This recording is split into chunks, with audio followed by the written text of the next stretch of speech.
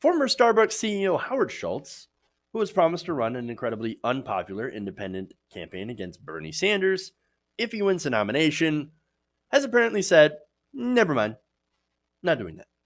Now, the reason is interesting. He says that he doesn't want to run an independent campaign because he could be a spoiler for Joe Biden. Well, that's funny. I wasn't aware that Joe Biden had already locked this thing up. News to me, man. Maybe he knows something that we don't. Or maybe he's just trying to save face because, again, his campaign incredibly unpopular, even among centrist Democrats, by the way.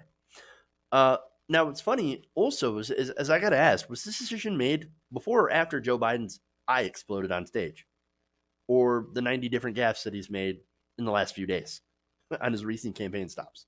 Or amid the speculation about Joe's mental health, based on the fact that sometimes he seems like he's incredibly confused and lost, and other times overloaded with stress? I don't know. But apparently Schultz maybe thinks, I don't know, he's got it, and I don't want to spoil him against Donald Trump. It's funny because when Bernie Sanders was leading in the polls, as Joe Biden is now, which, by the way, Bernie's catching up.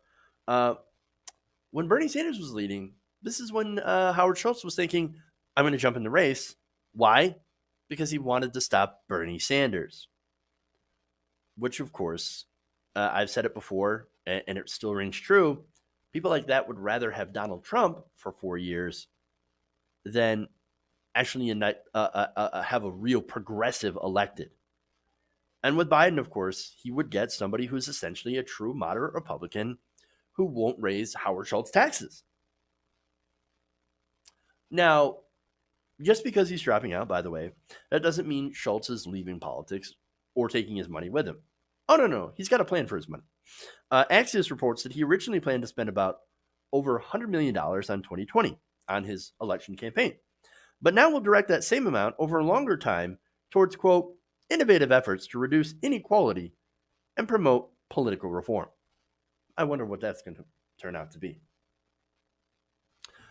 Now, in a letter to what I would assume to be his 12 followers, Schultz writes this: the money that I was prepared to commit to a presidential campaign will instead be used to invest in people, organizations, and ideas that promote honesty, civility, and results in our politics. Okay, translation. Basically, he'll be giving money to centrist think tanks and centrist politicians that will go on to attack Bernie Sanders and other progressives. That's what this money will end up being used for. I mean, that's what it's about. He doesn't want a progressive in the White House because they will actually push for real, actual change. And look, Howard Schultz has done some good things. And I'm not going to completely gloss over that. He has done good things when he was CEO of Starbucks.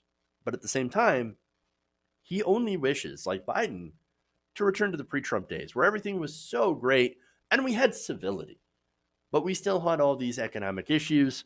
We still had, yes, actual economic anxiety, actual problems with student loan debt, we still have it now, that weren't being addressed by the administration that Joe Biden was a part of.